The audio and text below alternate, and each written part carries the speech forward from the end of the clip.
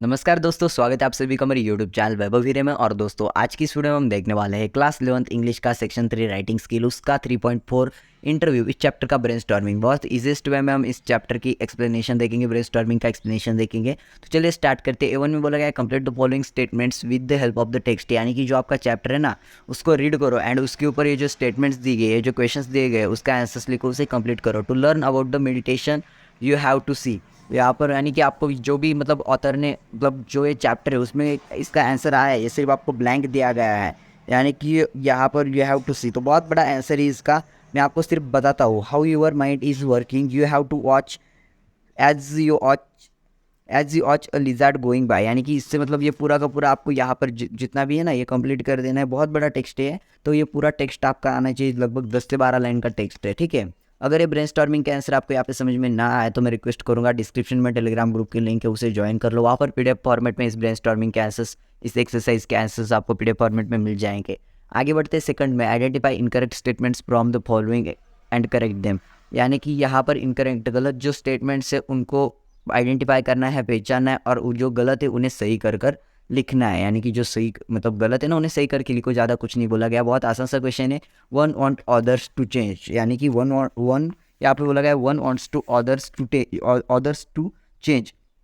तो यहाँ पर ये जो है ना मेरे हिसाब से तो ये करेक्ट ही है, क्योंकि यस ये करेक्ट है। तो क्या मतलब आपको जो भी करेक्ट लगते हैं उन्हें लिख दो एंड इनकरेक्ट जो है उन्हें करेक्ट करके लिख दो। ए टू में first is an educated person the same as the degree holder. तो यहाँ पर क्या बोला गया है दोस्तों आपको, holder. Make a list of the behaviours in educated people that you find unacceptable. तो यहाँ पर बोला गया है दोस्तों, यानी कि आपको लिस्ट बनानी है, list of the behaviours in educated people, यानी कि एजुकेटेड पीपल में जो भी है ना अनएक्सेप्टेबल। यानी कि इसे मैं आसान भाषा में समझाने की कोशिश करूँ आपको तो बहुत ईजीएस्ट वे में आप समझ लेना सिर्फ। यानी कि जो बड़े लोग हैं, जो नौकरी वाले हैं या तो जो जॉब करते हैं, यानी कि एजुकेटेड जो ज़्यादा सुशिक्षित है, वो मतलब जो बिना पढ़े लिखे उन्हें थोड़ा सा अनपढ़ गवार समझते हैं, उनके साथ कैसा बिहेवियर करते हैं जो कि हमें एक्सेप्ट नहीं है, यानी कि हमें अपेक्षित नहीं है उनकी तरफ से। तो वो जो बिहेवियर करते हैं ना उसके ऊपर आपको लिखना है। जैसे कि वो जो बिहेवियर होगा, यानी कि वो हमें कम लिखते, मतलब हमें मतलब जो मतलब ज़्यादा पढ़े लिखे नहीं है, लेकिन जो एजुकेटेड लोग हैं, जो ज़्यादा पढ़े लिखे, उनकी तरफ कैसा बिहेवियर करते हैं ये लिखना है।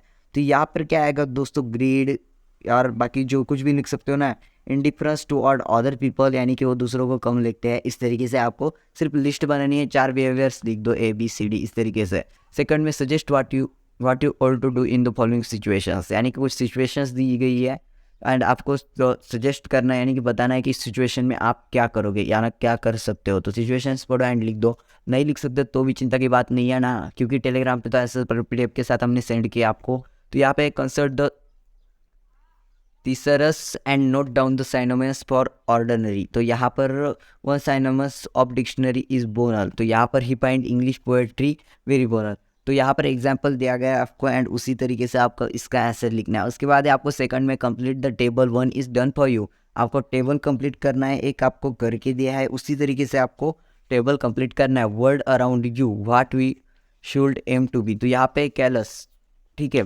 कैलस। तो caring for people environment life. तो क्या लिखोगे आप यहाँ पर, आपको क्या लिखना पड़ेगा। उसके बाद केयरिंग फॉर पीपल, ओके, यहाँ पर दिया गया एनवायरमेंट लाइफ। उसके बाद वायलेंट, यानी कि violent, calm loving and the sympathetic. उसके बाद है ग्रीडी। तो ग्रीडी का क्या आएगा, गिविंग एंड काइंड हार्टेड। उसके बाद आएगा आपको करप्ट, हॉनेस्ट एंड डेडिकेटेड। उसके बाद आएगा आपको थर्ड में, यानी कि थर्ड वाला क्वेश्चन बोला गया है, note down ways in which you can make your life less ordinary in terms of. तो यहाँ पे यूटिलाइजेशन ऑफ टाइम। उसके बाद है pursuing goal other than material goals, nurturing relationships, being a better human being, ठीक है। यानी कि नोट डाउन करना है इसके ऊपर आपको ये जो कुछ भी है ना, ordinary in term which you can make life, ठीक है। मैं बताने की कोशिश करूँ कि तो इसके ऊपर आपको ये लिखना है, ordinary terms of down ways which can you make your life less ordinary in terms of, ठीक है। उसके बाद A4 में है place the given area of questioning from the list in the appropriate columns, feature plans, inspiration, overcoming उसके बाद struggle, coach, mentor, guide, teacher, message for the youngest, family support, alternate, career choice, first और medaled award. उसके बाद achievement, success, turning point in life, success formula, technique. उसके बाद section of the interview aspect to the covered. उसके बाद you can add your points, your own points. उसके बाद आपको आया है सेकंड में क्वेश्चन है, once you begin to learn there is a no end to learning. एक बार अगर आपने सीखना शुरू कर दिया तो सीखने के लिए कोई सीमा नहीं होती, जब तक चाहो जो हर एक चीज़ सीखने के लिए, तो आप मतलब उस सीखने की कोई समाप्ति नहीं होती। Right your view on this statement, यानी कि इस स्टेटमेंट के ऊपर आपका व्यू लिखना है। उसके बाद थर्ड में, you are a class representative and you are assigned by a principal of your college. The task to conduct an interview of a leading personality in a particular field. You have conduct the interview with the help of the parts in the table provided above. Write the interview. तो यहाँ पर बोला गया आप you are a class and यानी कि आप एक क्लास हो एंड आपको प्रिंसिपल असाइन किया गया है, प्रिंसिपल बनाया गया कॉलेज का, तो आपको इंटरव्यू कंडक्ट करना है, तो आपको उसके ऊपर इंटरव्यू लिखना है, राइट इंटरव्यू। उसके बाद A5 में बोला गया from groups and discuss the following statements in the context of the extract. तो ये एक्सट्रैक्ट दिया गया, उसके बाद पर आपको इस स्टेटमेंट के ऊपर आपको डिस्कस करना है। उसके बाद सेकंड में live as if you were to die tomorrow, learn यानी कि ऐसे जो तो ऐसे जो कल हो ना हो, इस तरीके से यहाँ पर बोला गया है। Learn as if you were to live forever, Mahatma Gandhi. Collect some more quotes on education by famous thinkers. तो यहाँ पर उसके बाद A6 में प्रोजेक्ट है, read and prepare a small presentation in about 100 to 150 words on the ideas of any two philosophers given below. तो यहाँ पे दिए गए फिलोसोफर्स तो जो कुछ भी है, यानी कि गौतम बुद्ध, संत ज्ञानेश्वर, यानी कि इनके ऊपर आपको क्या करना है, read a prepare presentation 150 word पे आपको इनका प्रेजेंटेशन लिखना है, फिलोसोफर्स गिवन बिलो, ठीक है, इनका ही लिखना है। लेकिन एंड यहीं पर ये आइस ब्रेकर्स होता है ख़त्म। मैंने आपको मतलब ये यहाँ पर मेरी तबीयत तो ठीक नहीं, तो मैंने इतना आसान आपको एक्सप्लेन नहीं कर सका।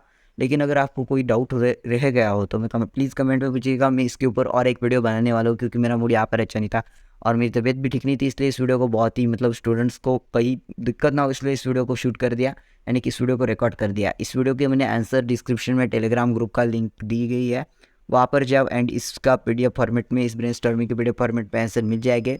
नेक्स्ट वीडियो में जल्दी मिलेंगे, जिस पर 3.5 फिल्म रिव्यू लेकर मिलेंगे, जिसका आइस ब्रेकर्स, उसके बाद उस चैप्टर का एक्सप्लेनेशन क्या है वो बताएंगे एंड उसका हम देखेंगे एक्ट लास्ट में उसका ब्रेनस्टॉर्मिंग।